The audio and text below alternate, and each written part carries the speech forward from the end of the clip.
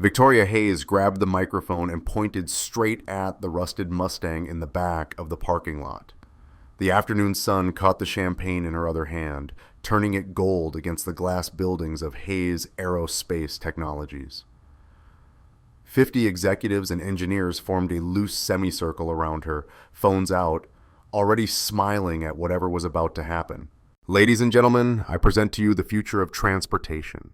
The crowd erupted. Camera flashes lit up the October air. Someone shouted about junkyard chic.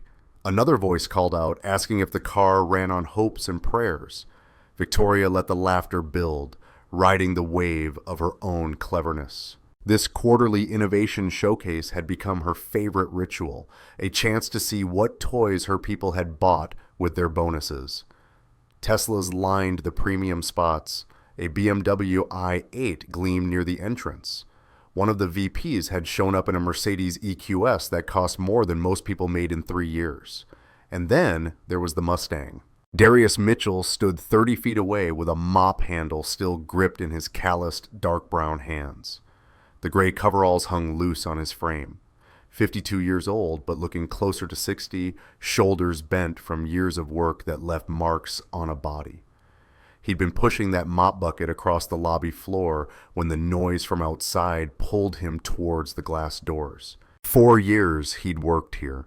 4 years of being furniture, of existing in that peculiar space where people looked through you rather than at you. The rust on the Mustang's hood spread like a disease. The passenger door didn't close right, hadn't closed right in a decade. Paint faded to the color of old blood.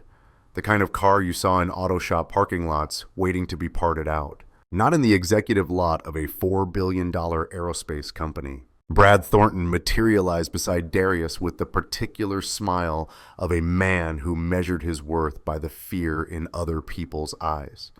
42 years old, Harvard MBA, VP of Operations, the kind of executive who kept a Tesla and a Porsche because one car couldn't contain his success.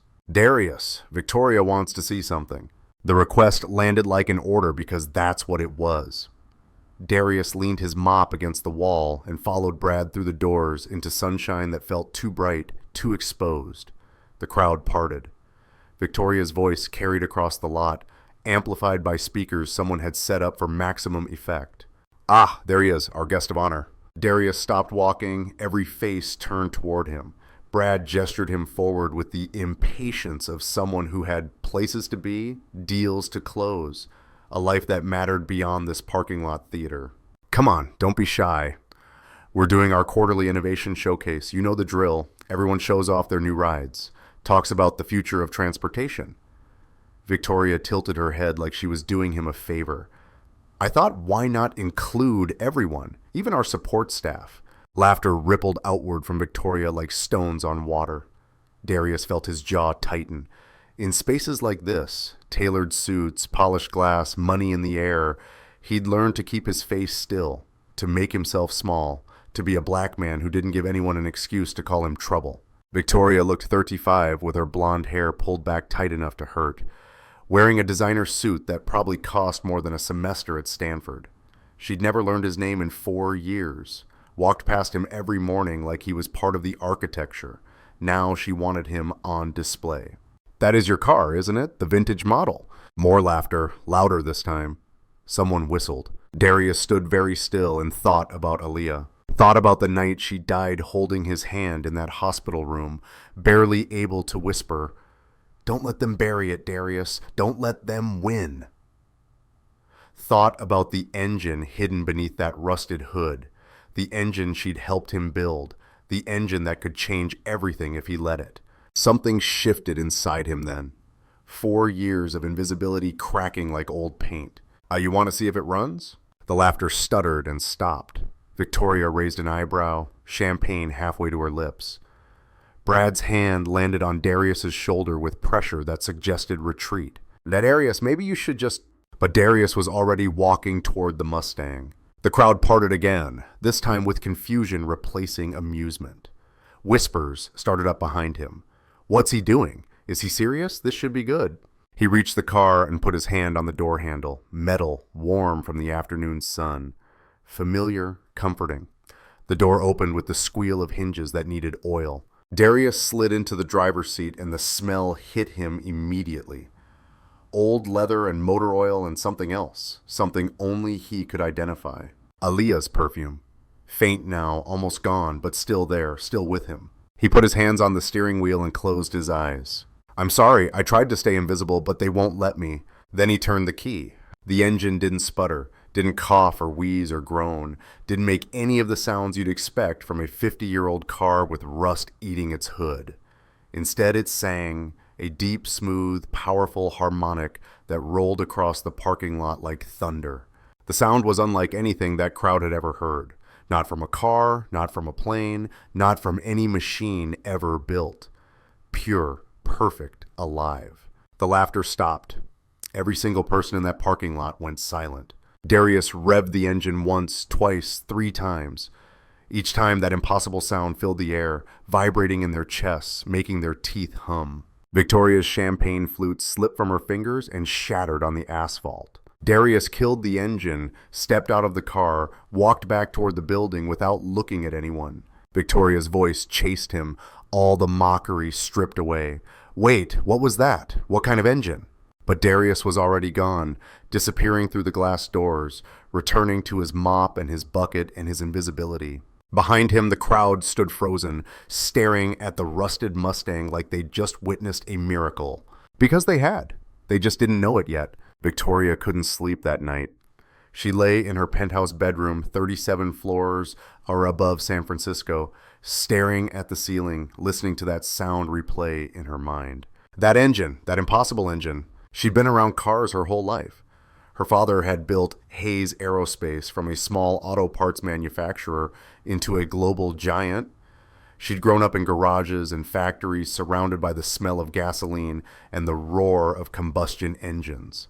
She knew what machines sounded like. That smooth, perfect, almost musical sound was not something any machine should be able to make. At 2 a.m, she reached for her phone. Brad answered on the 3rd ring, voice thick with sleep.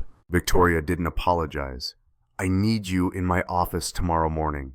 6 a.m, I need everything you can find on Darius Mitchell. Employment history, background check. I want to know where he came from, where he worked before, what he did before he started pushing a mop around my building." Silence stretched across the line. Then Brad's voice came back sharper, more awake. "Victoria, it's 2 a.m. You want me to investigate the janitor? Did you hear that engine today? I mean, yeah, it was different. I guess an old car probably has some custom work." Different. Victoria sat up in bed, adrenaline burning through her exhaustion. "Brad, I've heard engines from Ferrari, from Lamborghini, from military jets that can break the sound barrier. I've never heard anything like that. Not once. Not ever." She could hear Brad breathing on the other end, processing, calculating what this meant for his career trajectory. 6 a.m, don't be late. She hung up and lay back down, but sleep wouldn't come. Every time she closed her eyes, she saw Darius Mitchell's face as he walked back into the building. No triumph, no satisfaction, no revenge, just sadness, like a man carrying a weight too heavy to bear. Brad was waiting in her office at 5:45, which meant he'd probably been there since 5:30 preparing. A thin folder sat on her desk. Victoria picked it up and started reading, coffee growing cold in her other hand. Darius Mitchell, 52 years old, born in Boston to a black working-class family. Bachelor's degree in mechanical engineering from MIT, master's from Stanford. Victoria stopped reading. Her coffee cup made a sharp sound against the desk. "Wait, MIT? Stanford?" Brad leaned forward in his chair, and for the first time she saw something in his expression that might have been respect. "It gets better. After Stanford, he spent 12 years at NASA's Jet Propulsion Laboratory. Worked on propulsion systems for deep space missions, published papers, won awards. The guy was a rising star." Victoria felt something cold creep up her spine. The kind of cold that came when pieces started fitting together in ways you didn't want them to. "Then what the hell is he doing mopping my floors?" "That's where it gets weird," Brad pointed at the folder. "About 15 years ago, he just disappears, leaves NASA, drops off the grid completely, no publications, no patents, no employment records, nothing. Then 4 years ago, he shows up here, applies for a janitor position with a fake resume that lists him as a high school dropout with no work experience. A fake resume. Victoria stared at the paper like it had insulted her. Brad's mouth twitched. Whoever did his background check didn't dig very deep, or maybe they just didn't care. Who investigates janitors? Victoria stared at the folder. A NASA engineer, a propulsion specialist, hiding in her building for 4 years, mopping floors and emptying trash. The question wasn't just why. The question was what else he was hiding. Brad reached across the desk and handed her a printout. An old news article, yellowed at the edges from 15 years of storage in some digital archive. There's one more thing. I found this from right before Mitchell disappeared from NASA. The headline read, "Aerospace Engineer's Wife Loses Battle with Cancer." Below it, a photograph of Darius Mitchell looking younger and thinner, his eyes hollow with grief. He stood beside a woman in a hospital bed. The woman was smiling, despite the tubes in her arms, despite the shadows under her eyes that spoke of months of treatment and pain. Her name was Aaliyah Mitchell. She was also an engineer. She died at 41 years old. Victoria read the article 3 times. The couple had been working on something together, some kind of advanced propulsion system. The article mentioned it briefly, called it a revolutionary energy recycling engine, but there was no other information. No patents filed, no follow-up research, like the whole project had just vanished. Victoria set down the printout and looked at Brad. "I want surveillance footage, every camera in the parking lot. I want to see what he does with that car when no one's watching." Brad hesitated. Victoria could see him weighing the request against whatever remained of his ethical boundaries. "Do it!" The footage arrived at 6 that evening. Victoria locked her office door and watched alone. The first video showed Darius arriving at work at 5:30 in the morning, parking the Mustang in the far corner of the lot. Same spot every day, nothing unusual. The second video showed him leaving at 11 p.m., 3 hours after his shift ended. He didn't go straight to his car. Instead, he walked to the trunk, opened it, pulled out a small toolbox. Victoria leaned closer to the screen. Darius popped the hood and started working. The camera angle wasn't great, but she could see him adjusting things, connecting wires, checking gauges on some kind of handheld device. This wasn't casual maintenance. This was engineering. She fast-forwarded through 3 weeks of footage, same pattern every night. Darius stayed late, worked on his car for 2 or 3 hours, then drove home. Nobody noticed. Nobody cared. He was just the janitor. Then she found it. In one clip from 11 days ago, Darius disconnected something from the engine. A fuel line, maybe. Victoria couldn't tell for certain, but she could see him step back and start the car. The engine ran with no fuel line connected. The engine ran for 10 minutes before Darius shut it down, reconnected the line, and drove away. Victoria paused the video. Her hands were shaking. An engine that runs without fuel. An engine that recycles its own energy. An engine that sounds like nothing else on Earth. "My God," she whispered. "What did you build?" The next morning, Victoria called Darius into her office. He came in still wearing his gray coveralls, hands rough and calloused from years of work. He stood near the door like he was ready to flee at any moment. "Sit down." Darius didn't move. Victoria tried again, softer this time. "Please." Slowly, he lowered himself into a chair. Victoria studied him for a long moment. He looked tired, worn, like a man who had been running from something for a very long time. "I did some research on you. MIT, Stanford, NASA. You were a propulsion engineer. A good one from what I can tell." Darius's expression didn't change. "That was a long time ago." "Not that long. 15 years is an ancient history, Darius. You could have worked anywhere. SpaceX would have hired you in a heartbeat. Boeing, Lockheed. Hell, you could have started your own company. Why are you here pushing a mop around my building?" "I needed a job." Victoria leaned forward across her desk. "You're hiding something. That car of yours, that engine. I've heard a lot of engines in my life. I've never heard anything like that." For the first time, something flickered in Darius's eyes. Caution. Maybe fear. "It's just an old car." "Then you won't mind selling it to me." Silence filled the office like water rising. "I'll give you 50,000 cash today. More than that car is worth by any measure." "It's not for sale." 100,000. Darius stood up slowly. "I should get back to work." 200,000. He didn't turn back. $500,000. Victoria's voice rose despite herself. $500,000 for a rusted piece of junk with a weird engine. Nobody says no to that, nobody. Darius turned to face her fully. For a moment, the exhaustion in his eyes was replaced by something else, something hard, something angry. You really don't understand, do you? His voice came out quiet but sharp enough to cut. You see that car and you think money. You think opportunity. You think asset. But that's not what it is. He took a breath, and for an instant Victoria saw grief sitting behind his control, like a storm he kept chained. That car is all I have left of my wife. Every time I turn that key, I hear her voice. Every mile I drive, I feel her beside me. You can't buy that. Not for $500,000, not for $500 million. Victoria felt something twist in her chest. An emotion she didn't recognize. Maybe guilt, maybe shame. She pushed it down. Everyone has a price, Darius. No. He shook his head slowly. Everyone doesn't. Some things are sacred. Some things matter more than money. He looked at her like he could see through the suit, through the title, through the inheritance. But you wouldn't understand that, would you? You've never lost anything that couldn't be replaced. He walked to the door, then stopped without turning around. I know who your father was. I know what he did, what he built, and I know what he destroyed to build it. Victoria's blood went cold.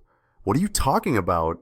But Darius was already gone, the door swinging shut behind him. Victoria spent the rest of the day trying to focus on work, but her mind kept returning to Darius's words. I know what your father destroyed.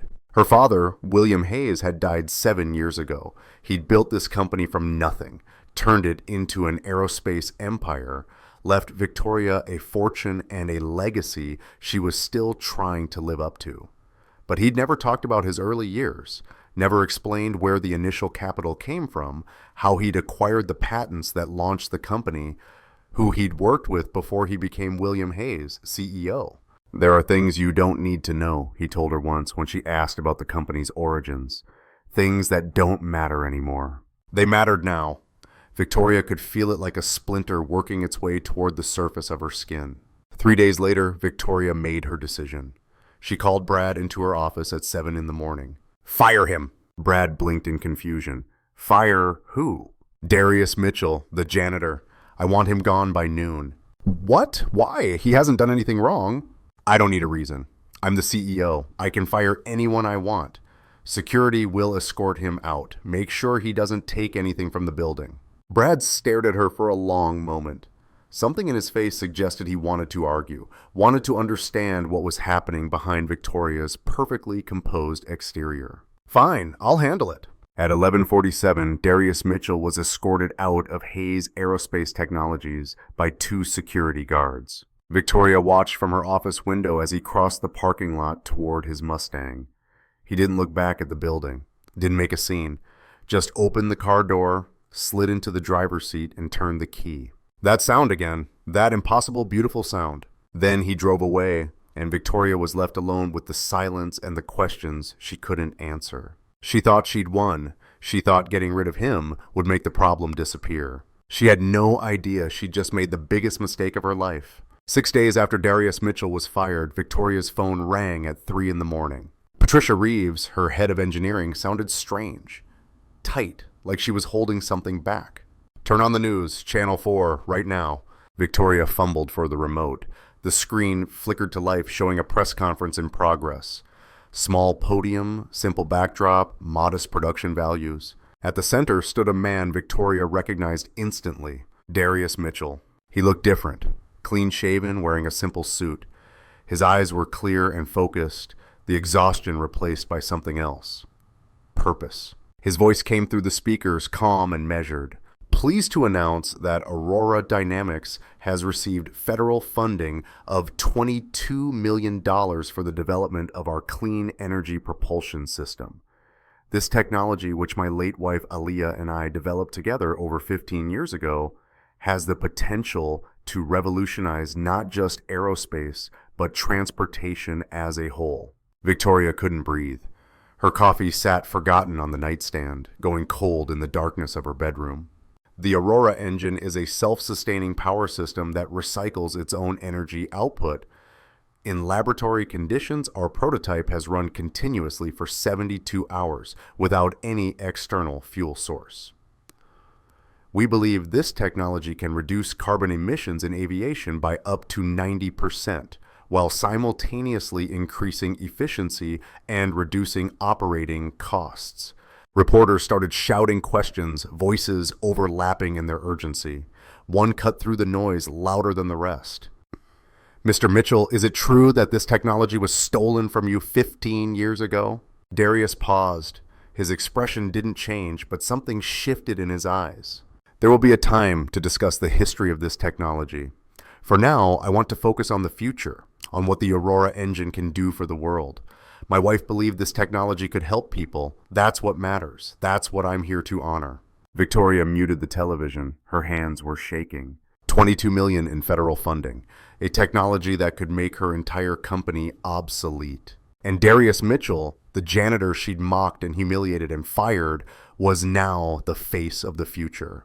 But it was something else that made her blood run cold. That reporter's question. Is it true that this technology was stolen from you? Victoria picked up the phone and dialed her father's oldest friend, Richard Morrison. He'd been there at the beginning, had helped William Hayes build this empire from the ground up. He answered on the third ring, voice groggy with sleep. Victoria, do you know what time it is? Tell me about Darius Mitchell. Silence stretched across the line like a wound opening. Richard, tell me about Darius Mitchell. More silence, then a long, heavy sigh. How much do you know? I know he worked at NASA. I know he had a wife who died. I know he had a technology that someone stole from him 15 years ago. What I need to know is whether that someone was my father. The silence that followed felt like it would never end. Victoria gripped the phone so hard her knuckles turned white. I think you better come to my house, Richard said finally. There are some files your father left with me, files he never wanted you to see. Victoria was in her car before Richard finished speaking. Richard Morrison lived in a mansion in Atherton, 20 minutes from Stanford. He'd known Victoria since she was a child, had bounced her on his knee, had given the eulogy at her father's funeral. Now he stood at his front door at 4 a.m, an old man in a bathrobe, holding a manila folder that seemed to weigh more than the world. Your father was a complicated man, Richard said. Brilliant, ruthless, capable of great kindness and great cruelty, sometimes in the same breath. Did he steal the Aurora engine? Richard sat down heavily in a leather chair that had probably cost more than Darius's entire annual salary. Steal is a strong word, he said, and then his eyes dropped like he couldn't stand the lie on his tongue.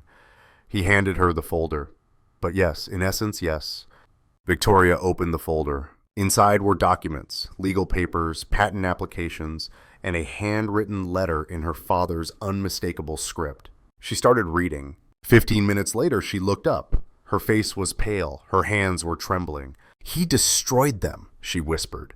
Darius and his wife. They came to my father for funding, for partnership, and he took everything. He buried the patents. He threatened to bankrupt them with lawsuits if they tried to fight back. Richard reached out and took her hand.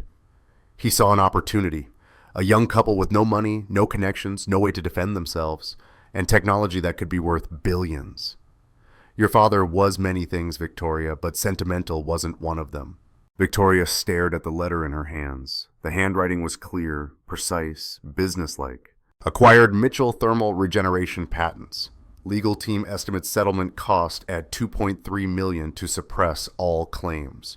Worth billions in long-term applications.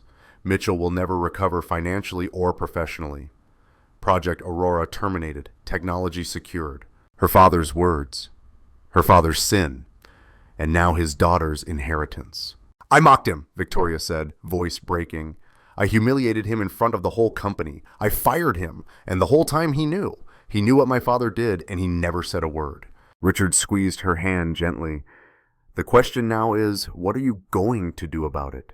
Victoria looked at the folder, at the evidence of her family's betrayal, at the truth she could no longer escape. For the first time in her life, she had no idea what to do. The sun was starting to rise through Richard's study windows, painting everything in shades of gold and regret.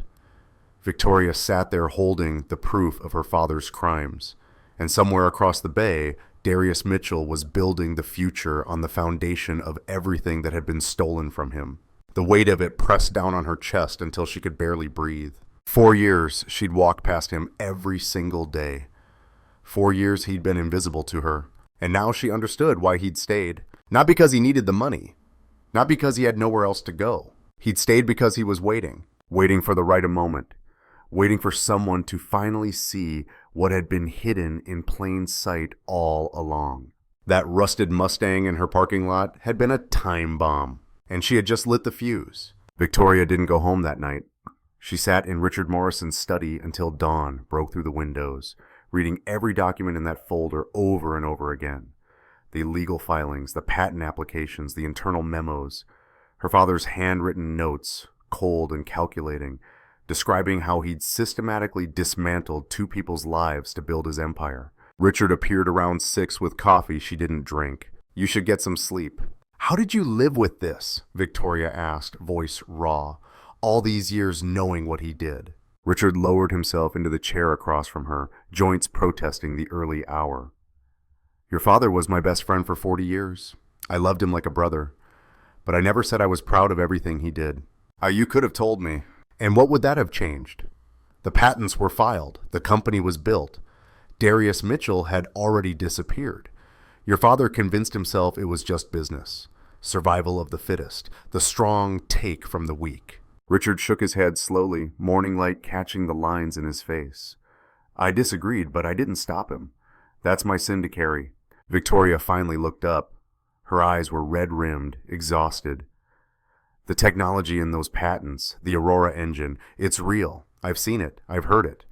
Darius has been driving it around for 15 years in that old Mustang." "I know," Richard said. "It could change everything. Aviation, transportation, energy. It could be worth billions." Richard finished the thought for her. "Yes, your father knew that too." "Then why didn't we use it?" Victoria stood abruptly, pacing the study like a caged animal. "The patents have been sitting in our archives for 15 years. We never developed the technology. We never even tried." "Your father couldn't make it work," Richard said. "He had his engineers study the patents for years. They built prototype after prototype. Nothing performed like the original. The blueprints were incomplete. Darius and Elia kept the critical components in their heads, not on paper. Without their cooperation, the technology was useless." Victoria stopped pacing. "So he stole something he couldn't even use." "He stole it so no one else could use it," Richard said. "That was enough for him." Victoria stared at Richard with something new in her eyes, something that looked almost like hope. "But Darius still has the original, the working prototype. It's been in his car this whole time." Richard studied her face for a long moment. "Is that really what you want? Or is it because you can't stand the thought that a janitor has something you don't?" The question hit Victoria like a slap. She wanted to deny it, wanted to claim noble intentions and humanitarian goals and visionary leadership. But something in Richard's eyes made lying impossible. "I don't know," she whispered. "I don't know what I want anymore. I just know I can't let this go." Richard nodded slowly. "Then I suppose you better figure out who you really are before you do something you can't take back.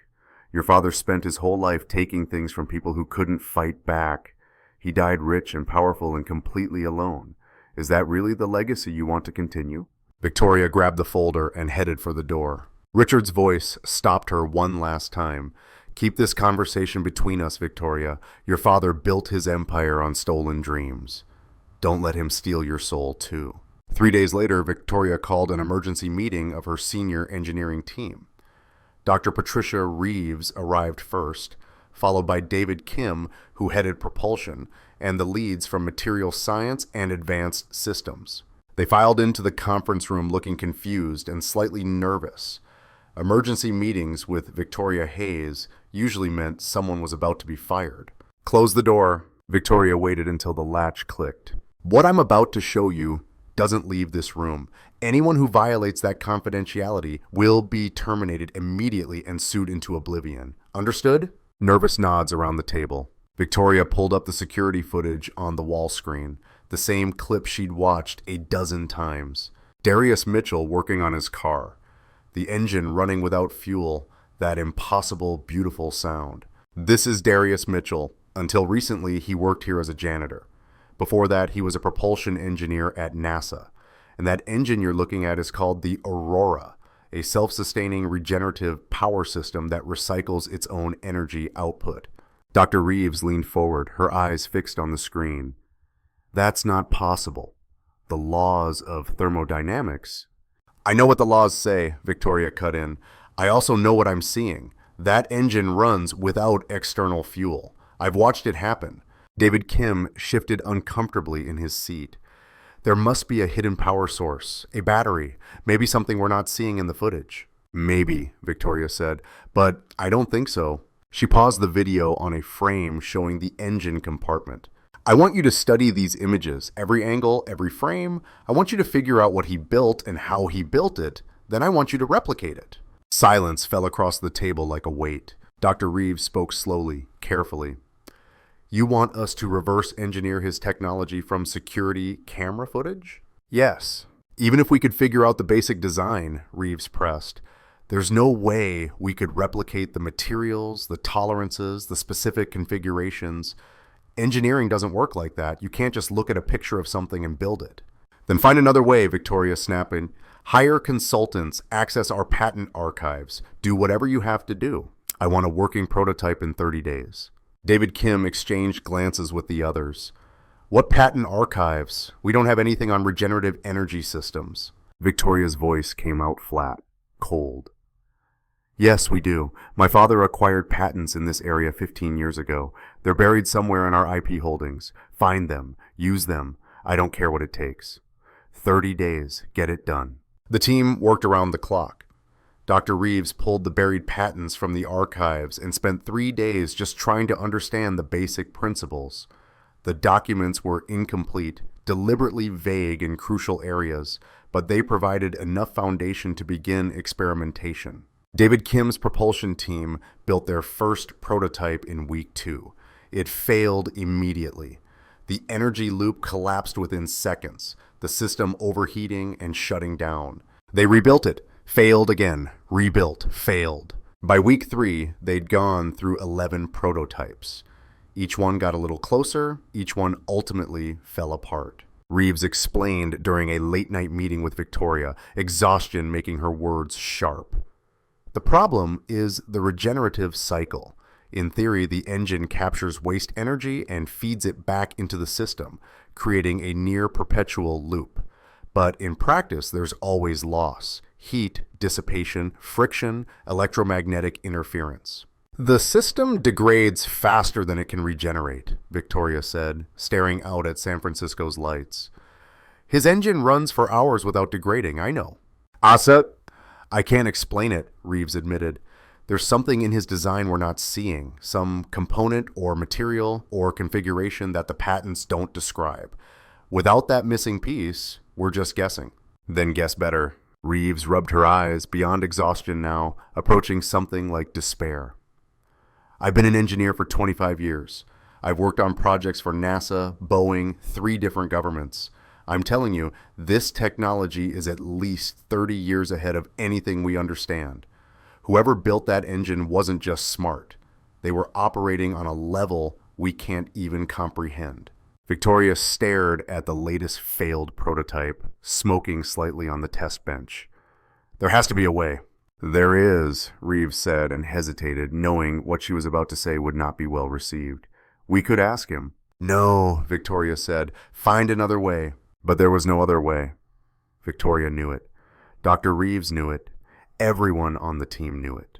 The only person who could make this technology work was Darius Mitchell. And Darius Mitchell was the one person on Earth who would never help Victoria Hayes. 2 weeks after the engineering effort began, the news broke. Angela Torres, an investigative journalist with the San Francisco Chronicle, published a front-page expose with the headline, "Aerospace Giant Built on Stolen Dreams." Victoria read the article on her phone at 5 in the morning, her coffee growing cold in her hand. The story was thorough, devastating. Torres had interviewed former employees from Hayes Aerospace's early days. She'd obtained internal documents through Freedom of Information requests. She'd tracked down Darius Mitchell and gotten his first public statement in 15 years. My wife and I spent 7 years developing the Aurora engine. We believed it could help solve the climate crisis. We approached William Hayes for funding and partnership. Instead, he stole our patents, destroyed our careers, and left us with nothing. Ayalea died believing her life's work had been buried forever. I'm here to prove she was wrong.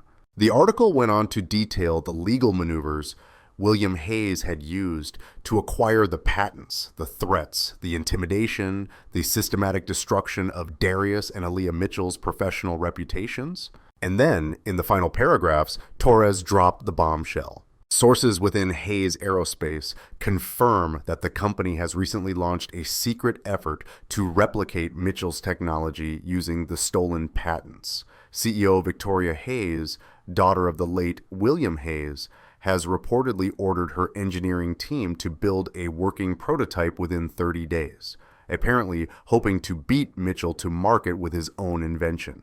Victoria's phone started ringing. Board members, investors, consultants. The calls came faster than she could ignore them. By 9 in the morning, Hayes Aerospace stock had dropped 18%. By noon, 3 major investors had requested emergency meetings. By 5 in the afternoon, Victoria's own board of directors had called for her resignation. She sat in her office as the sun set over San Francisco, watching her empire crumble in real time. Every news channel was running the story. Social media was exploding with outrage. Justice for Darius was trending worldwide. And the worst part, the part that made Victoria want to scream, was that she deserved it. Every word in that article was true. Her father had stolen the technology. She had tried to steal it again.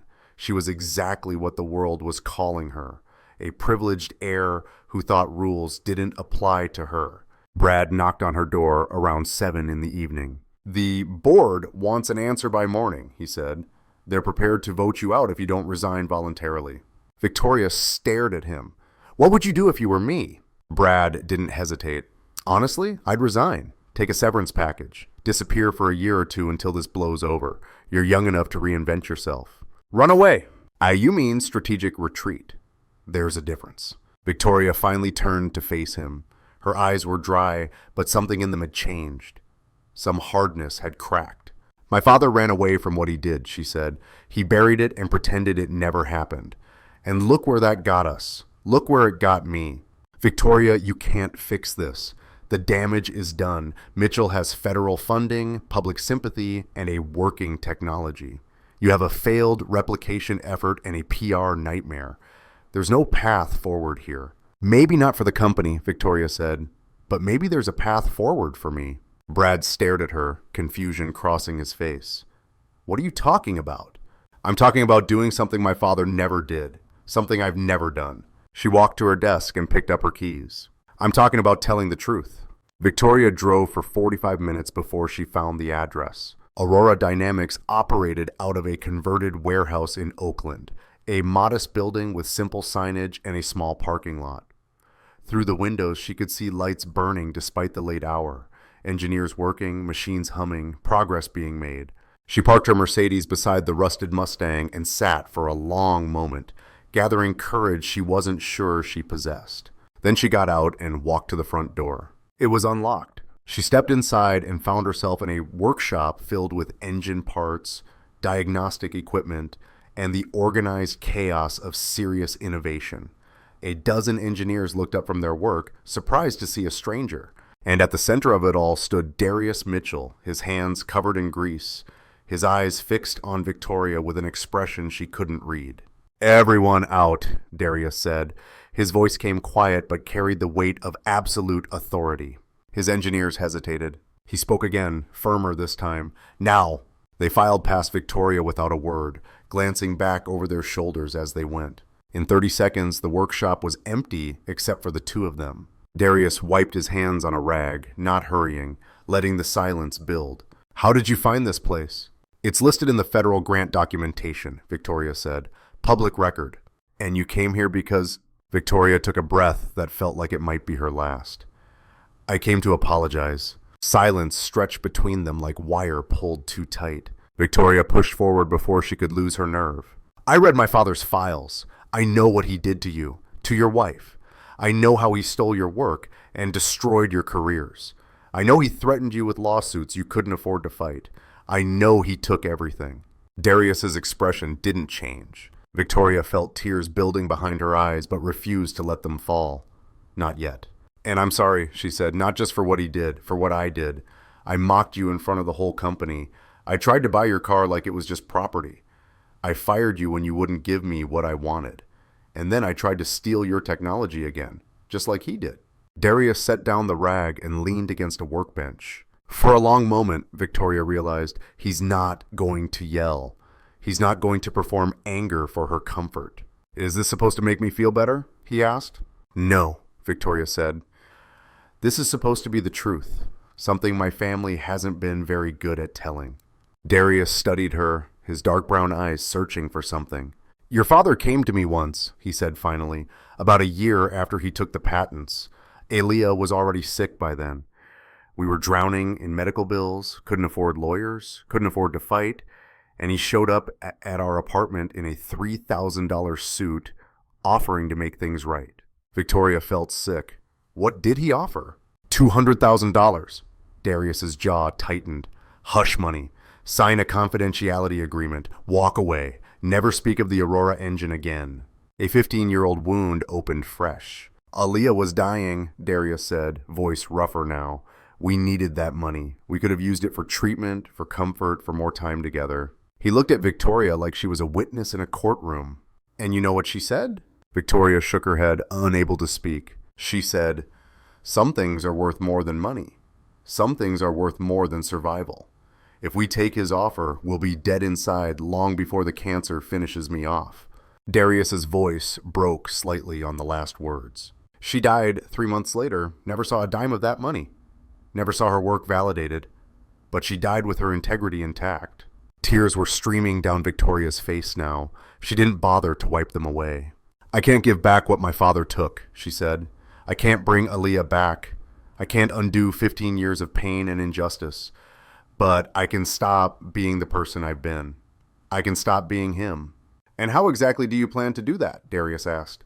"I don't know," Victoria admitted. "I just know I had to start here, with you, with the truth." The workshop hummed around them, machines idling, fluorescent lights buzzing overhead. Darius was quiet for so long Victoria thought he might just tell her to leave. Then he walked to a shelf and pulled down a thick binder. Its pages were yellowed with age. He held it for a moment, weighing it in his hands like he was weighing her soul. "You know what I remember most about Aaliyah?" he said. "She believed in second chances, not because people deserve them. Most of the time, they don't. But because she believed people can change. That the worst version of ourselves doesn't have to be the final version." He held the binder out to Victoria. "These are the original Aurora engine specifications, handwritten by me and Aaliyah. Everything your father couldn't steal because we kept it in our heads." Victoria stared at the binder like it might explode. "Why would you give this to me?" "I'm not giving it to you," Darius said. "I'm testing you." His eyes were hard now, all the softness gone. "Take this home. Study it. If you can understand what Aaliyah and I built, not just the mechanics, but the philosophy, the reasoning, the heart of it, then maybe you're capable of being someone different than your father. And if I can't, then you'll prove you're exactly who I think you are," Darius said, "and this conversation will be the last we ever have." Victoria reached out slowly and took the binder. It was heavier than she expected, dense with years of work and love and hope. "How long do I have?" "As long as it takes," Darius said, turning back to his work. "Close the door on your way out."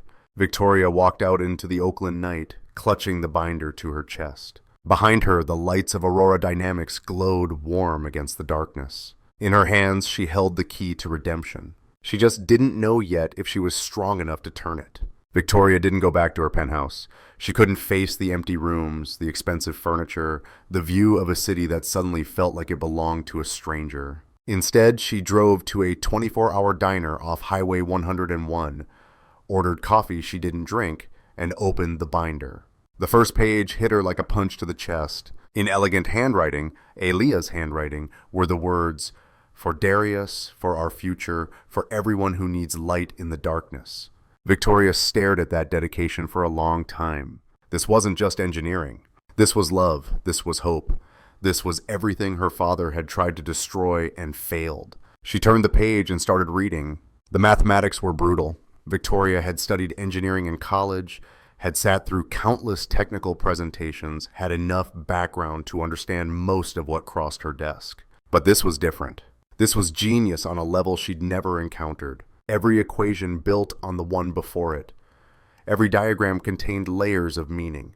Darius and Aaliyah hadn't just designed an engine. They'd created a philosophy of energy, a new way of thinking about power and motion and sustainability. By 3 a.m, Victoria's head was pounding. She'd filled half a legal pad with notes, most of them questions she couldn't answer.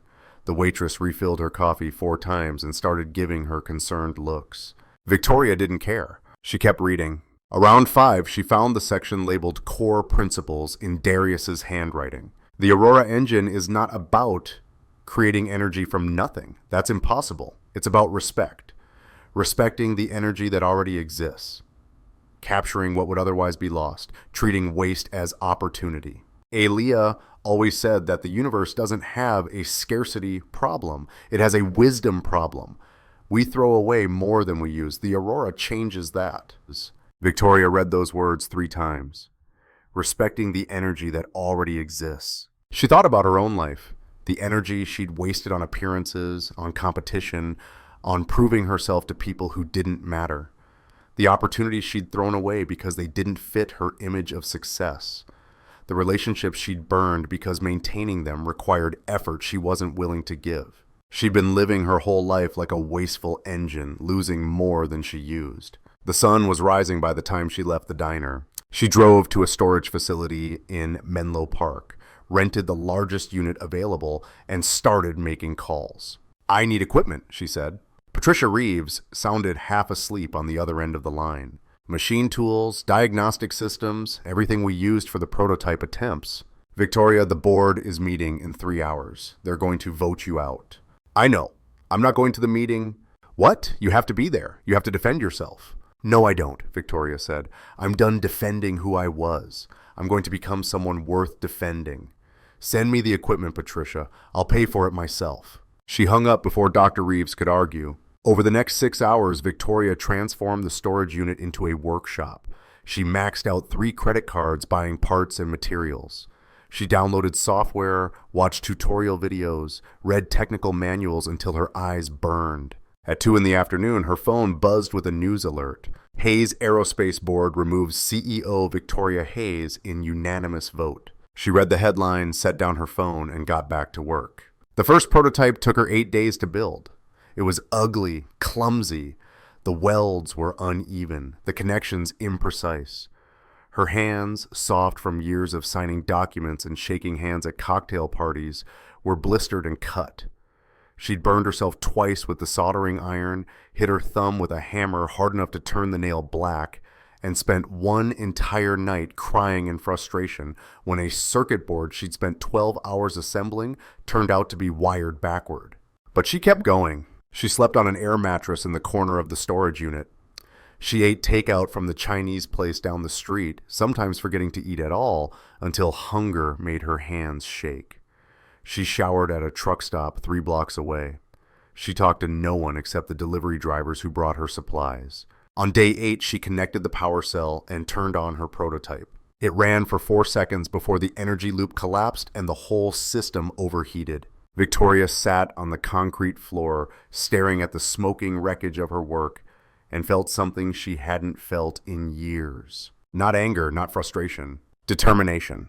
She went back to the binder, read the section on energy loop stabilization 3 more times, found a notation in Aaliyah's handwriting she'd missed before. The key is patience. The system needs time to find its rhythm. Don't force it, guide it.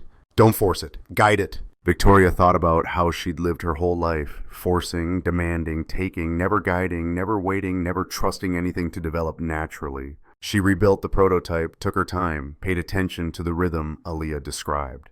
When she connected the power cell again, she didn't slam the switch. She eased it gently, like coaxing a frightened animal.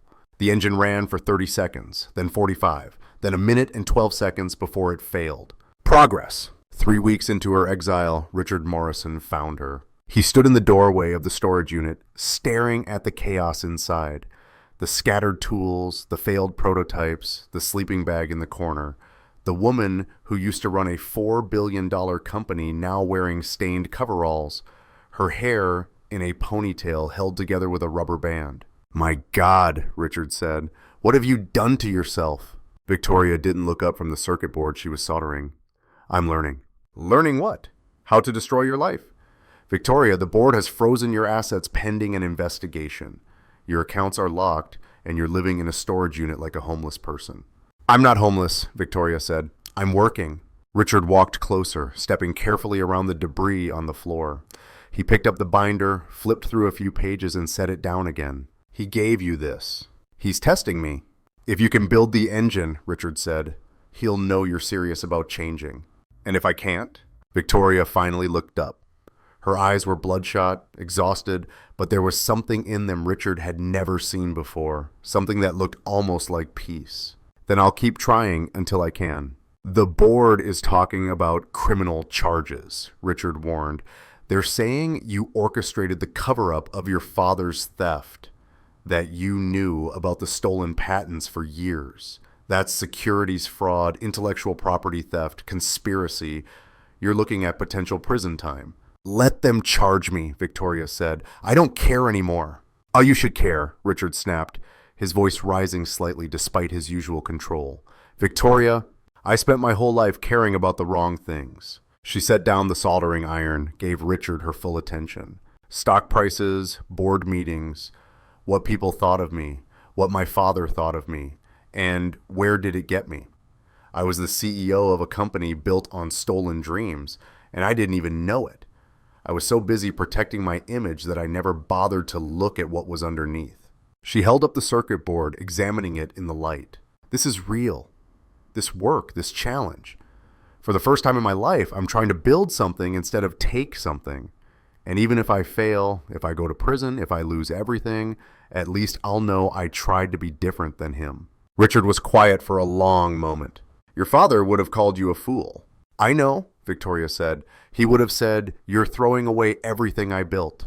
"He built it on lies," Victoria said. "It was never worth keeping." Richard stood up slowly. He reached into his jacket and pulled out an envelope. "Before I came here, I liquidated some of my own holdings. Cash. Untraceable. It's not much, about 80,000, but it should keep you going for a while." Victoria stared at the envelope, then at Richard's face. "Why would you do that?" "Because I failed your father once," Richard said. "I watched him do terrible things and said nothing. I won't make the same mistake with you."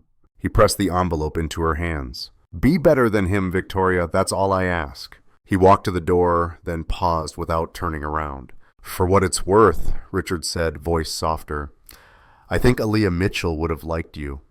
The person you're becoming, I mean, not the person you were." Then he was gone, leaving Victoria alone with her work and her binder, and the ghost of a woman she'd never met. The breakthrough came on day 37. Victoria had rebuilt the prototype 9 times. Each version got a little better, ran a little longer. She'd learned to read Aaliyah's handwriting like a second language, to anticipate Darius's logic, to understand the philosophy behind every design choice. And finally, something clicked. It wasn't dramatic. No lightning bolt of inspiration, no sudden revelation. Just a quiet understanding that had been building for weeks, pieces falling into place, one by one, until the whole picture became clear. The Aurora engine wasn't just about energy recapture. It was about harmony. Every component had to work with every other component, not against it. The system couldn't be forced or dominated.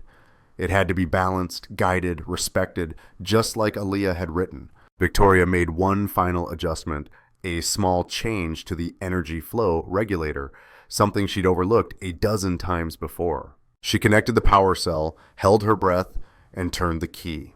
The engine started, smooth, quiet, perfect. Victoria watched the diagnostic readouts, waiting for collapse, waiting for the overheat warning, waiting for failure. 5 minutes passed, 10, 20.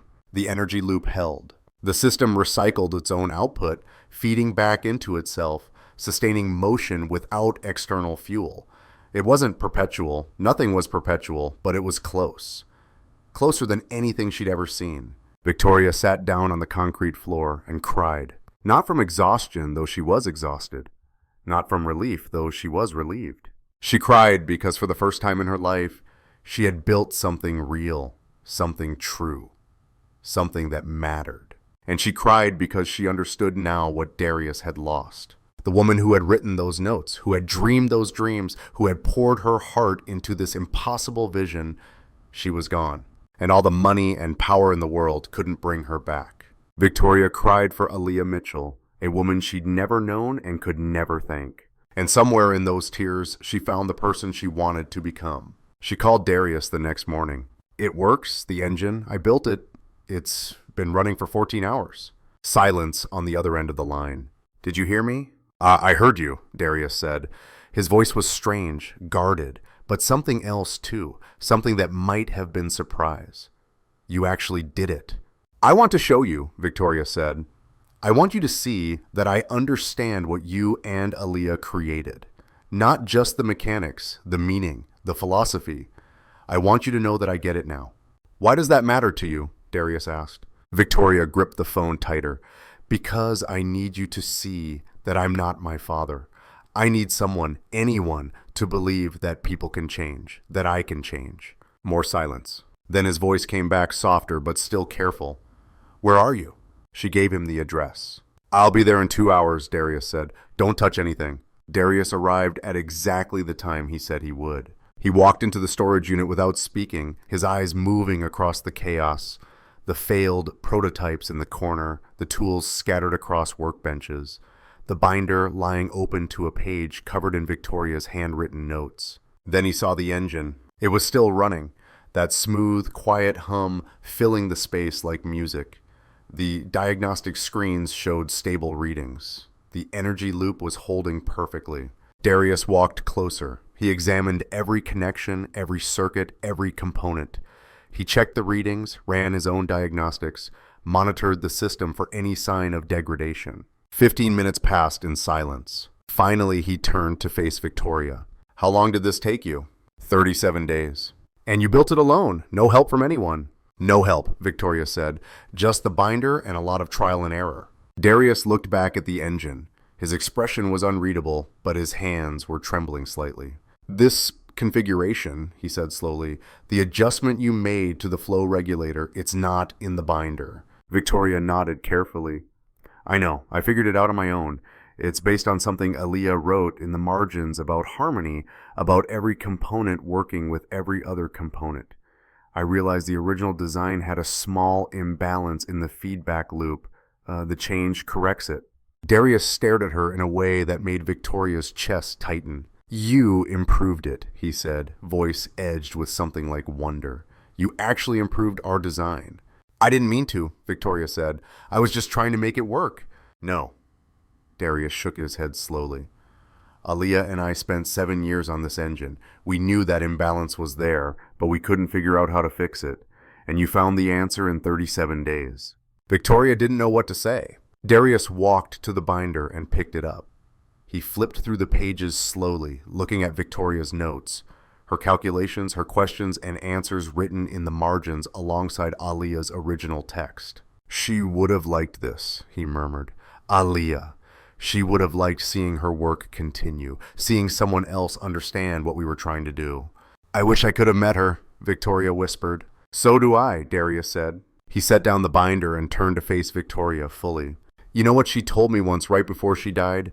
She said the Aurora engine wasn't just about energy. It was about faith. Faith that the universe gives us what we need if we're wise enough to accept it. Faith that waste can become wealth and loss can become gain. He paused. Victoria saw tears gathering in his eyes. She said someday the right person would find our work and carry it forward.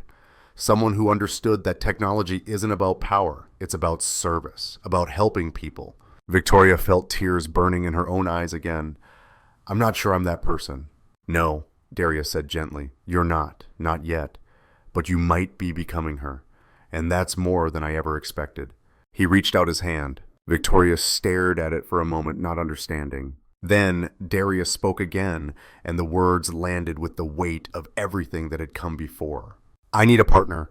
Aurora Dynamics is growing faster than I can handle alone. The federal grant is just the beginning. We've got interest from airlines, from governments, from companies all over the world.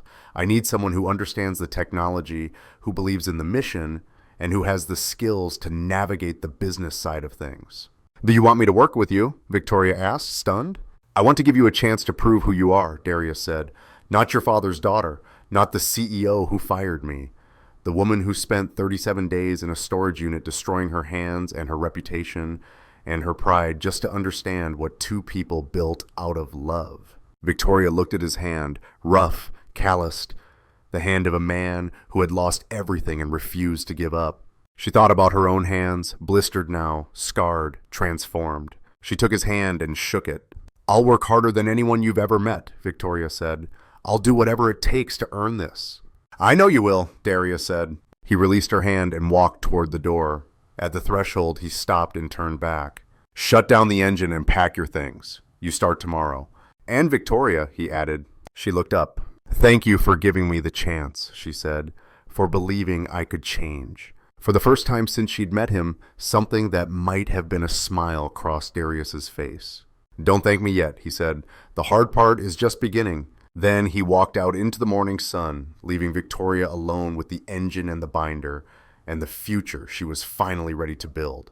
Victoria showed up at Aurora Dynamics at 6 the next morning, 3 hours before anyone else arrived. The door was locked, so she sat on the concrete steps outside and waited. Oakland fog hung thick over the street, turning everything soft and gray. She pulled her jacket tighter and watched her breath form clouds in the cold air. Sleep hadn't come. Her mind kept racing through everything that had happened.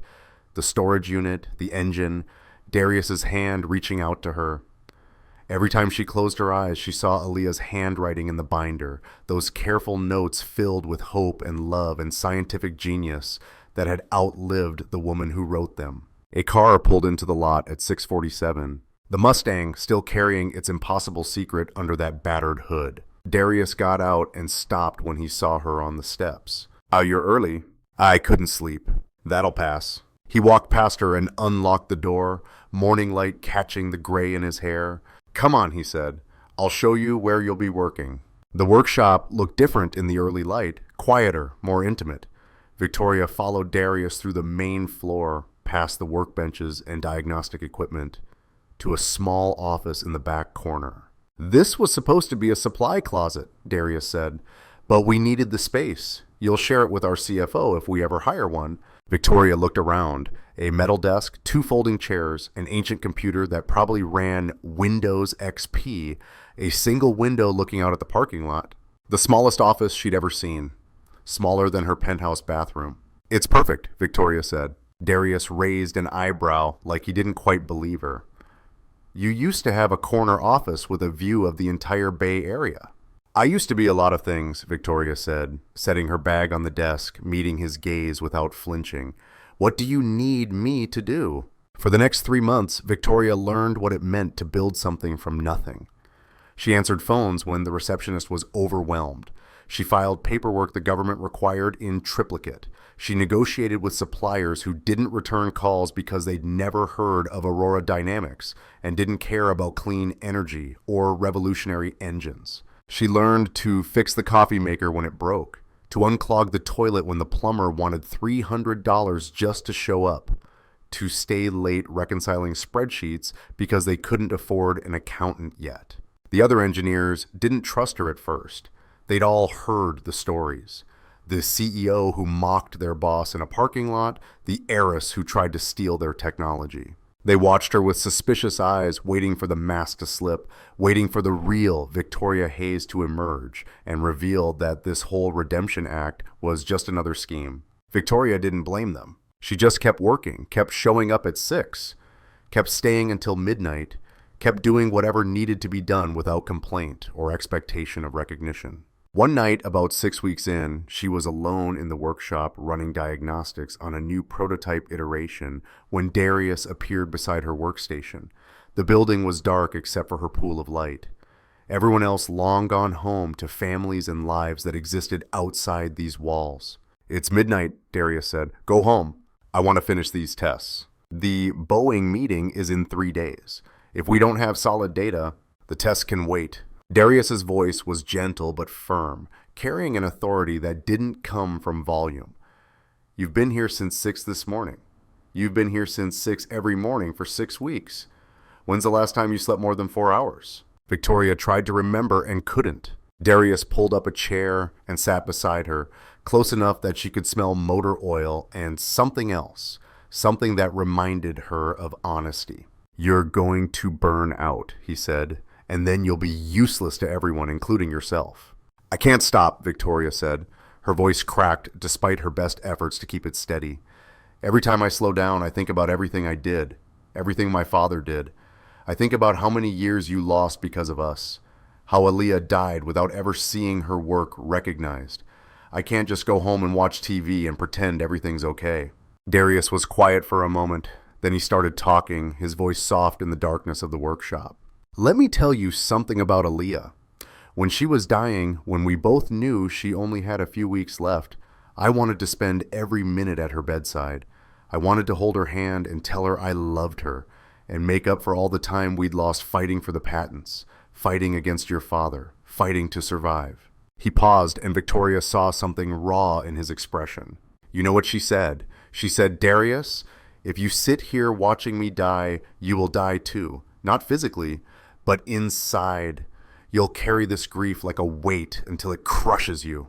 Victoria felt tears on her cheeks, but didn't wipe them away. She made me promise to take breaks, to eat meals, to sleep, to live. He looked at Victoria like he was handing her a tool she didn't know how to use. She said, guilt is just another form of selfishness. When we punish ourselves, we're making everything about us, our pain, our redemption, our story. But real change isn't about punishment. It's about service. It's about taking the energy we'd waste on guilt and using it to help someone else.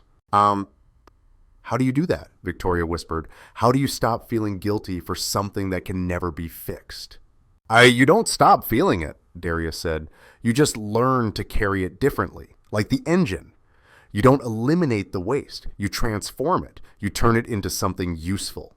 Victoria looked at the prototype on the bench, the smooth curves of the housing, the precise arrangement of components.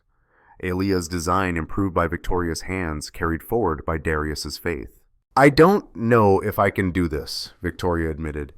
Be the person you need me to be, the person Aaliyah would have wanted. Neither do I, Darius said, standing, stretching muscles bent over engines too long. But I'm willing to find out. Are you? Victoria nodded. Darius walked toward the door, then stopped halfway. Go home, he said. Get some sleep. Come back tomorrow ready to transform your waste into something useful.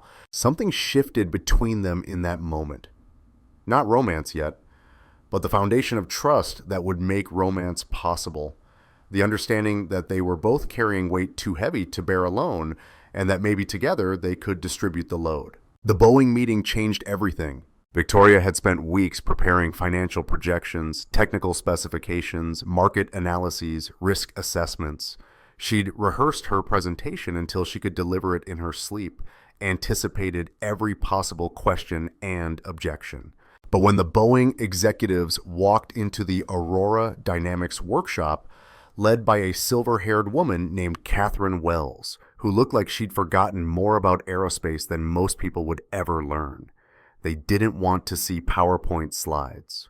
We've read your materials, Catherine said. Impressive numbers, but numbers can be manipulated. Show us something real. Catherine's voice carried the weight of 32 years in an industry that didn't suffer fools or forgive failures. Darius looked at Victoria. Victoria looked at the Mustang parked in the corner of the workshop where it always was, where it had been for 15 years, waiting for this moment. Follow me, Victoria said. She led the Boeing team outside to where the car sat in the morning sun that made the rust look almost intentional, like art instead of decay.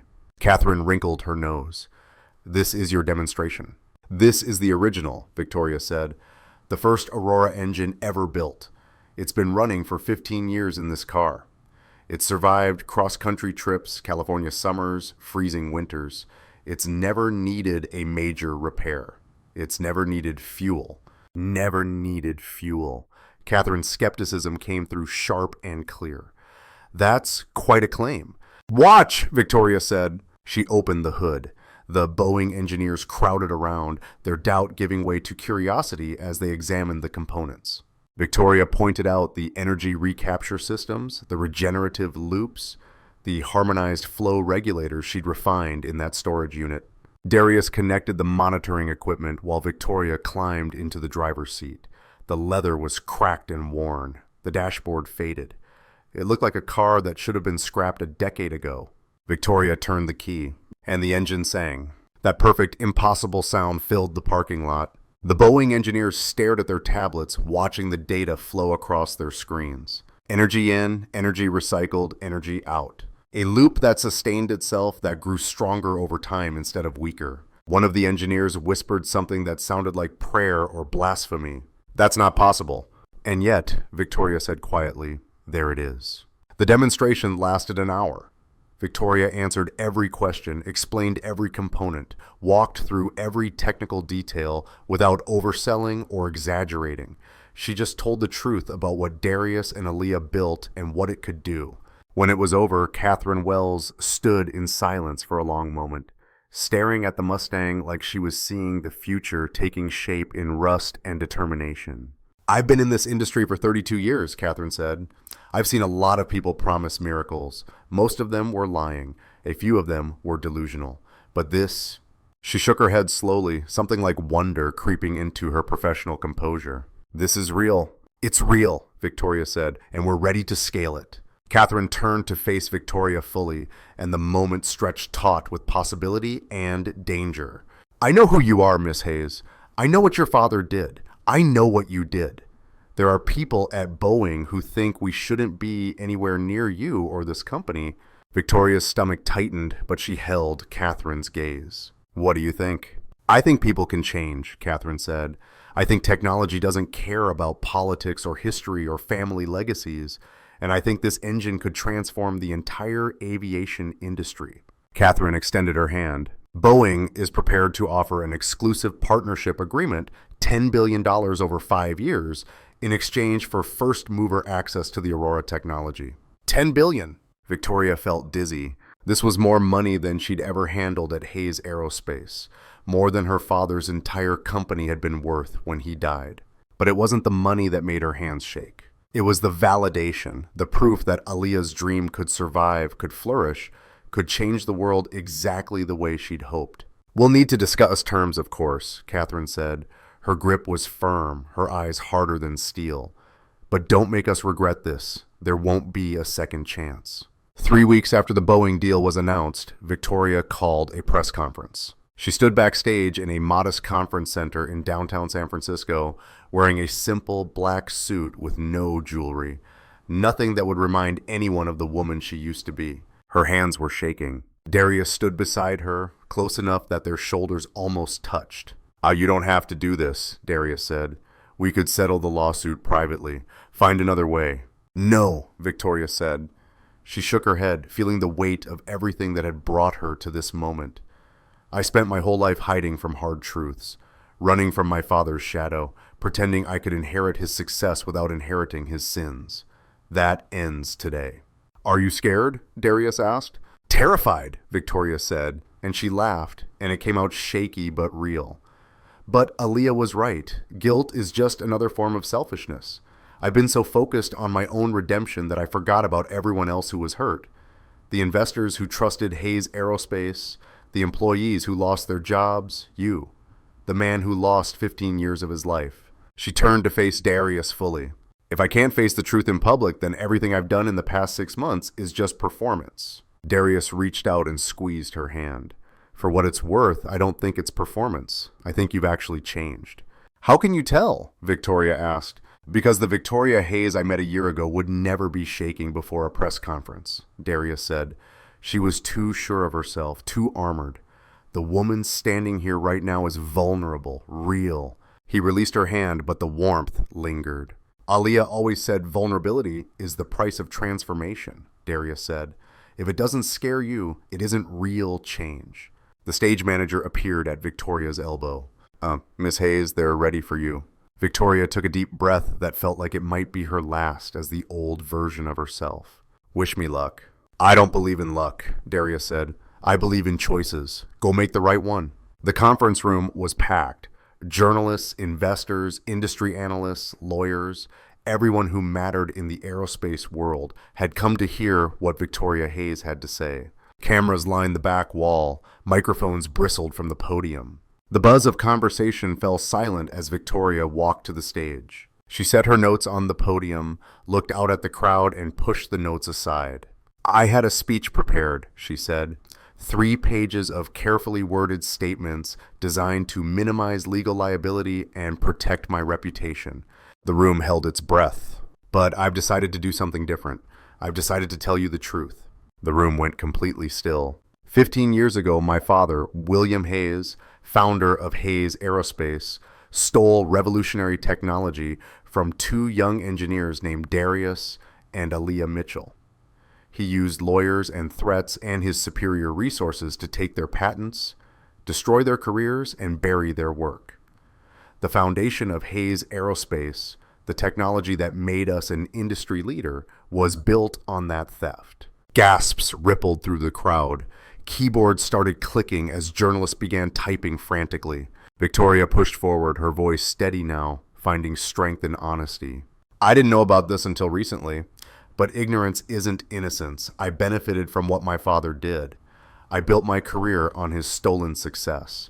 And when I finally learned the truth, my first instinct was to do what he would have done, to steal from Darius Mitchell again, to take the Aurora engine technology and claim it for Hayes Aerospace. She paused, letting the confession settle like ash. I was wrong. I was so wrong, and I'm here today to acknowledge that, to apologize for it, and to commit publicly to a different path.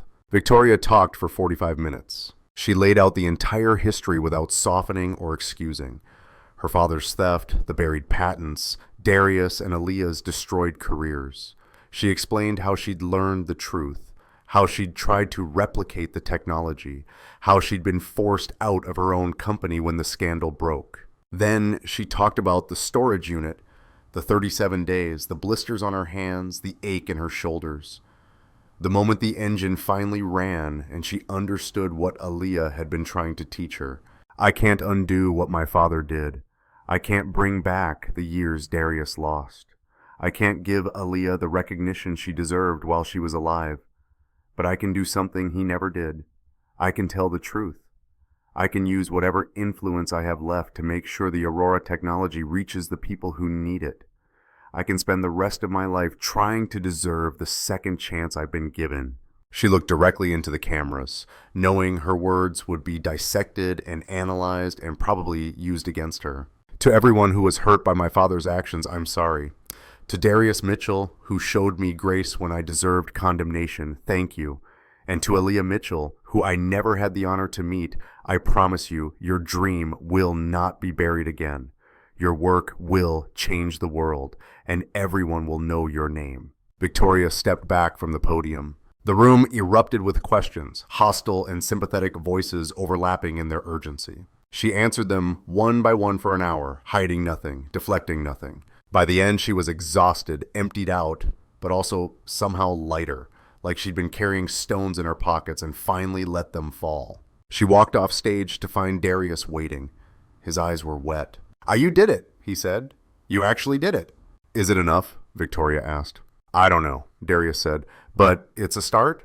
They walked out of the conference center together into the bright California sun, into a future neither of them could predict, but both were willing to face. 2 weeks after Victoria's confession, Aurora Dynamics received an anonymous tip. Someone was leaking technical specifications to a Chinese competitor. Darius found Victoria in the workshop late one evening, his expression dark. We have a mole, he said. Someone's trying to sabotage us. Victoria felt ice spread through her chest. She'd seen this pattern before, recognized the tactics from her years at Hayes Aerospace. This isn't random, she said. Someone knows exactly how my father operated. Legal threats, supplier disruptions, false information to regulators. Darius leaned against a workbench, processing. Who would have that knowledge? Victoria's eyes widened as the pieces fell into place. Brad Thornton. She called her contacts at Hayes Aerospace, people who still owed her favors or feared her enough to answer. The story came together in fragments. Brad had been William Hayes' right-hand man 15 years ago. Brad knew about the stolen patents, had helped orchestrate the cover-up. After William died, Brad stayed to protect the secret, to ensure no one ever discovered the foundation of rot beneath the gleaming surface. Now that Victoria had exposed everything, Brad was trying to destroy Aurora Dynamics before it could succeed.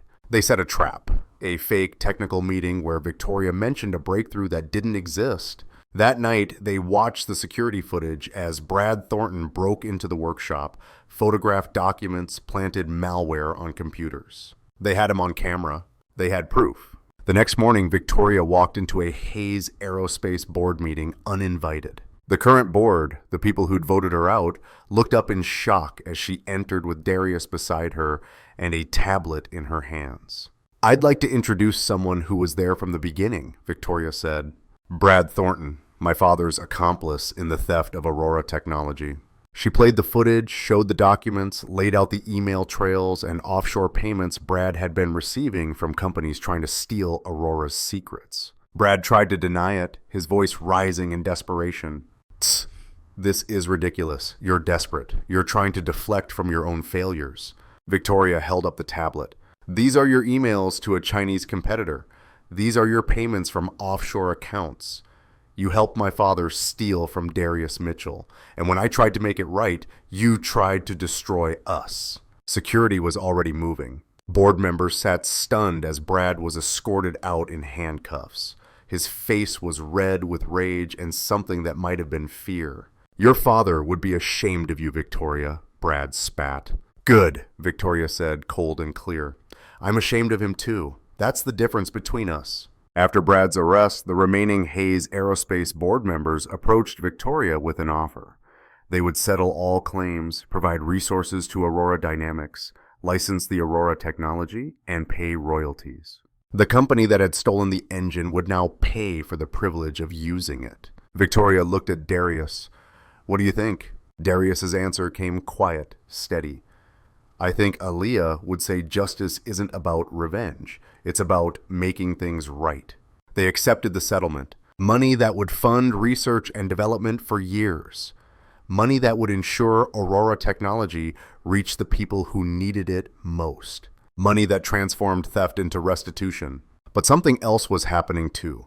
Something quieter, but just as important. Darius's daughter, Amani, and Victoria's daughter, Lily, encountered each other at Aurora Dynamics after school one afternoon. Imani was 14, smart and serious, carrying her mother's curiosity about how things worked. Lily was 12, sensitive and watchful, desperate for attention her mother had been too busy to give. They bonded over shared experience, the strangeness of having a single parent who worked too much, the loneliness of homes that felt empty, the confusion of watching their parents transform into different people. "It's weird, right?" Lily spoke first, her voice tentative. "My mom working with your dad." Amani shrugged in the way teenagers did when they were pretending not to care about something that mattered deeply. "Yeah, but weird isn't always bad. Your mom works harder than anyone I've ever seen, and she talks about my mom like she really cares." Victoria was walking past when she heard their voices. She stopped, hidden from view, listening. "Does your dad hate my mom?" Lily asked. Amani considered this carefully. "I don't think so. I think he's scared. Scared of trusting someone again. Scared of letting someone new into our lives. It was just him and me for so long." "My mom's scared too," Lily said so quietly Victoria almost couldn't hear it. "She's different now. She smiles more. Real smiles. I haven't seen her like this since Dad died." Victoria felt tears burning in her eyes. She'd been so focused on redemption and work and proving herself that she hadn't realized how much Lily had been watching, hoping, waiting for her mother to come back from wherever she'd been lost. That night, Victoria went home early for the first time in months. She found Lily in her room doing homework with headphones on. Victoria knocked gently. Lily pulled off the headphones, surprise crossing her face. "You're home?" "I am," Victoria said. Want to get dinner? Just us. No work, no phones, just you and me. Lily's smile was like sunrise breaking through fog. Really? Really? Victoria swallowed. I'm sorry I've been absent. I'm sorry I made you feel invisible. That ends now. They went to a small Italian place Lily loved, the kind of restaurant Victoria never would have chosen before because it didn't impress anyone important. They talked about school and friends and Lily's fear that she wasn't smart enough, wasn't interesting enough, wasn't enough. Victoria held her daughter's hand across the table. You are more than enough, she said. You've always been enough. I was just too blind and too broken to see it. But I see you now and I'm never looking away again. Meanwhile, Darius was having a similar conversation with Imani in their small apartment in Oakland. They sat on the worn couch that had been Aaliyah's favorite, eating Chinese takeout from containers. I like Victoria, Imani said carefully, knowing this territory was complicated. I know what her father did to you and Mom, but she's not him. She works harder than anyone, and she talks about Mom like Mom mattered. Darius was quiet for a long moment. She does matter, he said. And yes, Victoria is different. She's trying very hard to be different. Imani hesitated, then pushed forward.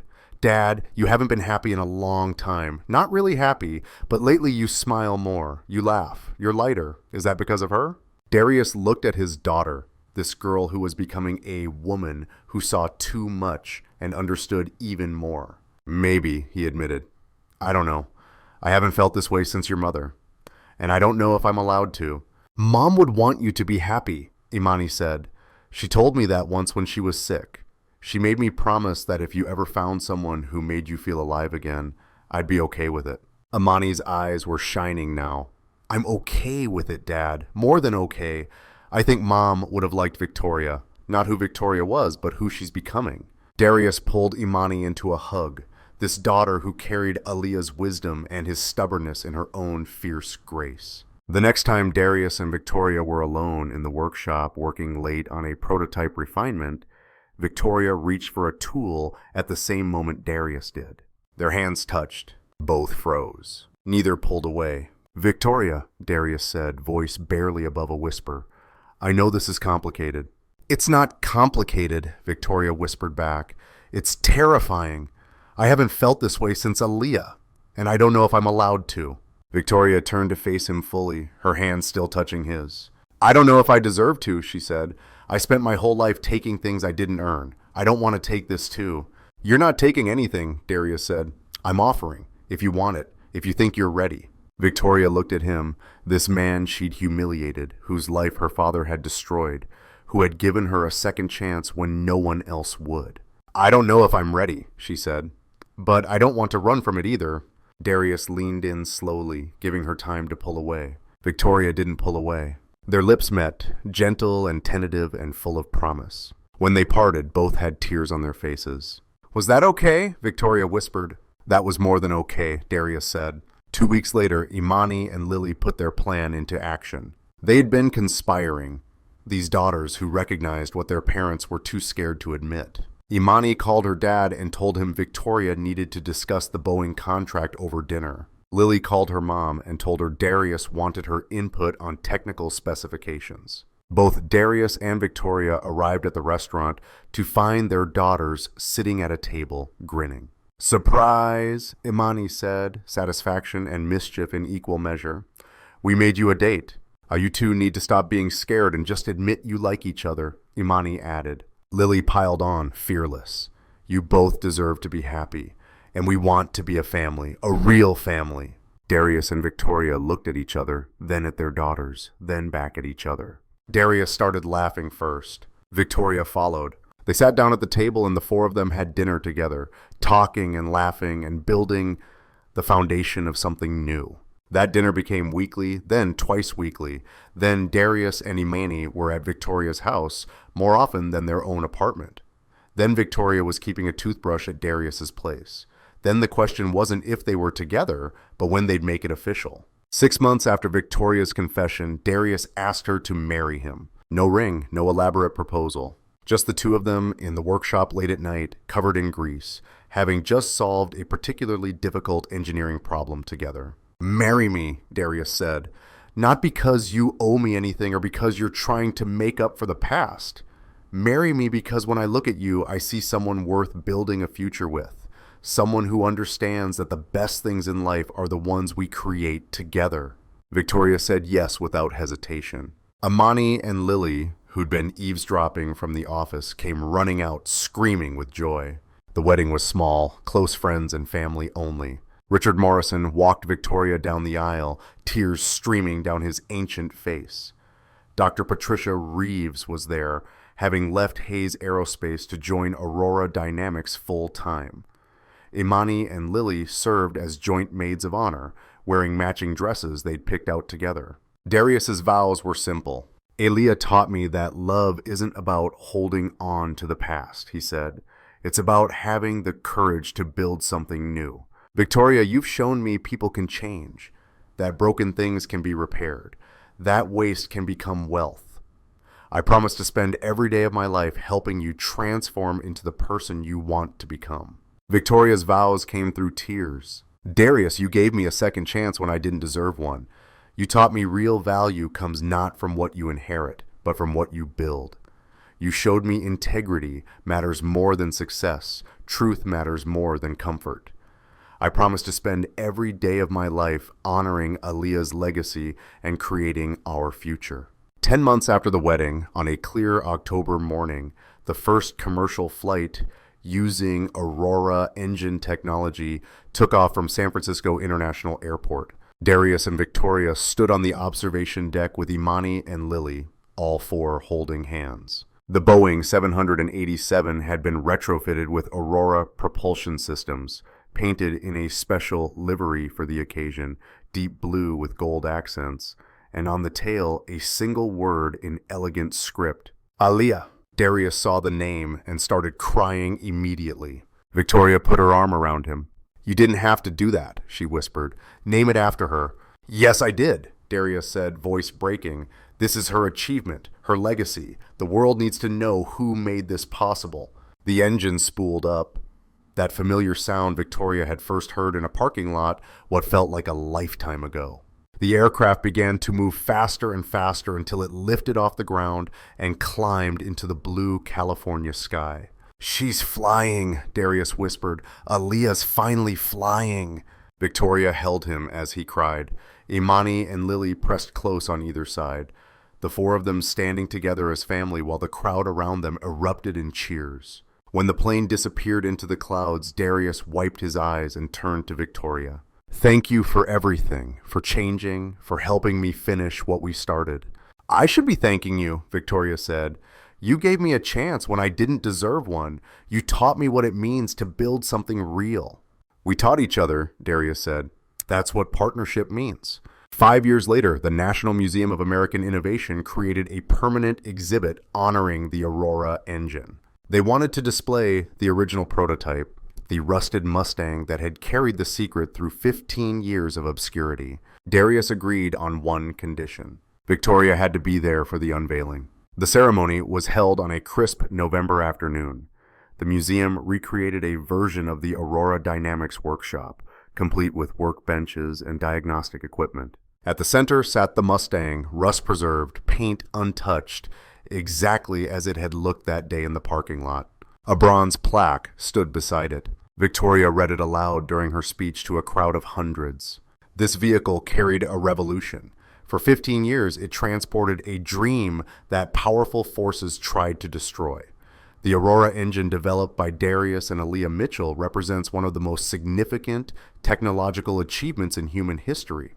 But more than that, it represents the power of persistence, the strength of love, and the possibility of redemption. She walked to the Mustang and put her hand on the hood, feeling the metal worn by so many California suns. I want to tell you a story about a woman I never met, Victoria said, but who changed my life forever. Her name was Aaliyah Mitchell, and she believed technology exists to serve humanity, not to dominate it, not to exploit it, but to lift it up. She believed the universe doesn't have a scarcity problem. It has a wisdom problem. She believed waste can become wealth and loss can become gain. Victoria's voice broke slightly, but she pushed through. Aaliyah died believing her life's work had been buried. She died thinking the powerful had won, that innovation could be crushed by greed. But she was wrong. Her work survived. Her dreams survived. And today, millions of people around the world are living better lives because of what she built. She turned back to the crowd. I'm not the hero of this story. I'm not even a supporting character. I'm the villain who learned to be something else. I'm the proof that even the worst version of ourselves doesn't have to be the final version. Aaliyah believed that. Darius told me so. She believed in second chances. She believed in transformation. She believed in the possibility of redemption. Victoria walked back to where Darius stood with Imani and Lily. The four of them together, a family built from the ruins of tragedy, from loss transformed into gain, from waste made into wealth. This car taught me what real value looks like, Victoria said. It's not about shine or status or the size of your office. It's about what you build, what you protect, what you're willing to sacrifice to make things right. The crowd applauded, cameras flashed, journalists shouted questions. But Victoria was looking at Darius, at Imani, at Lily, at the family they'd created together, at the proof that broken things could be repaired, that stolen dreams could be reclaimed, that even the deepest wounds could heal if you were brave enough to do the work. After the ceremony, when the crowds had dispersed and the museum had grown quiet, Victoria and Darius stood alone beside the Mustang. Darius reached into his pocket and pulled out a small object. A key, old and worn, its metal smooth from years of use. This is the original key, Darius said. The one Aaliyah used to start the engine for the very first time. I've carried it with me every day for 20 years. He held it out to Victoria. I want you to have it. Darius, I can't. Yes, you can, he said. Aaliyah would have wanted this. She believed in passing things forward, not holding them back. This key started a revolution. Now it belongs to the woman who helped finish it. Victoria took the key with trembling hands. It was warm from Darius's pocket, worn smooth by years of hope and grief and persistence. What am I supposed to do with it? She whispered. Remember, Darius said, every time you doubt yourself, every time you wonder if you really changed, hold this key and remember what it started. Remember that the most valuable things in life aren't always visible. Sometimes they're hidden in plain sight, waiting for someone brave enough to look past the rust and see the gold underneath. Victoria closed her fingers around the key. Outside the museum windows, she could see Imani and Lily waiting for them, laughing about something only sisters would find funny. She could see the future they were building together, brick by brick, day by day, transformed from the rubble of everything that had been destroyed. Some revolutions start with a bang. Others start with a whisper. And some, the ones that matter most, start with a rusted old car in a parking lot, an engine that shouldn't exist, and two people brave enough to believe that even the most broken things can be made to run again. The janitor had his justice, the CEO had her redemption, and the old car that everyone laughed at became the machine that changed the world. Because in the end, every engine, every person, every broken thing has the potential to be reborn. All it takes is someone willing to turn the key.